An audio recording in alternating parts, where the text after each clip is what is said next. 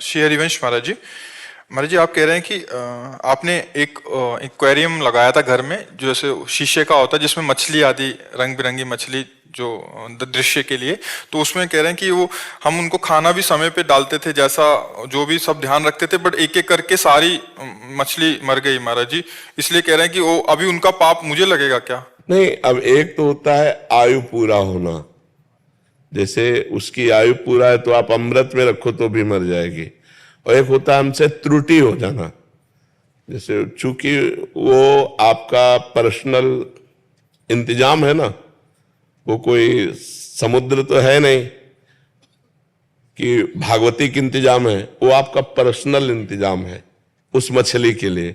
अगर आपके द्वारा उसमें कोई कमी नहीं, अब हमें तो इसका ज्ञान है नहीं, मान लो उनको जो खुराक चाहिए, उनको जो ऑक्सीजन चाहिए, उनको जो जीने के लिए चाहिए, वो आप व्यवस्था कर रहे हो, इसके बाद एक एक मरती जा रही है, तो अगर उनकी आयु पूरी हो गई तो कोई बचा नहीं सकता।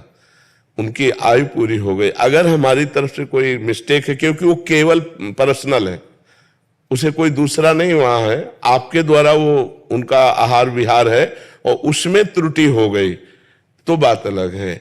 अब हमें तो पता नहीं है कि ना उसमें क्या क्या चाहिए, हाँ उनको जीवन जीने के लिए क्या क्या व्यवस्था चाहिए। अगर वो व्यवस्था आप कर रहे हैं और फिर भी मर गई है, तो एक आयु भी तो है ना समाप्त होने की।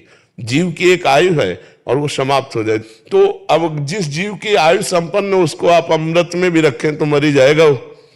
तो उसमें आपका ये पर्सनल देखना है कि उसमें जो खान पान सामग्री की व्यवस्था थी वो आपने बढ़िया की।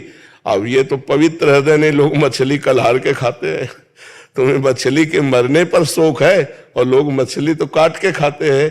ये तो बड़ा अच्छा हृदय है आपका कि आप उसके विषय में भी शोकित है। हाँ जी, जैसे अपना 4 ही रह गई तो मन है, और जैसे पहले ज्यादा थी, मतलब 15-16 थी, तो अब दोबारा लाई जाए या मन नहीं कर रहा कुछ? मत लाओ यार, कहेगा हाँ मत लाओ, अपने सो के लिए कोई, हाँ कोई त्रुटि हो जाए, जीव काहे को मरे। पर बहुत बढ़िया हृदय है यार, भगवान सबको सद्बुद्धि दे और जीवों के प्रति ऐसी ही दया हो जैसे आपके प्रति भाव, आपका भाव है जीवों के प्रति। सब जीवों से प्यार हो, सब जीवों का दुलार हो, सब जीवों को जीने की प्रकृति में हाँ छूट है, लेकिन जिनको अपनी जबान की चाट और अपने शरीर की पुष्टता का भाव है वो लोग ऐसा करते हैं। आप शोकित ना होइएगा, आपकी तरफ से कोई त्रुटि नहीं है तो अपने आप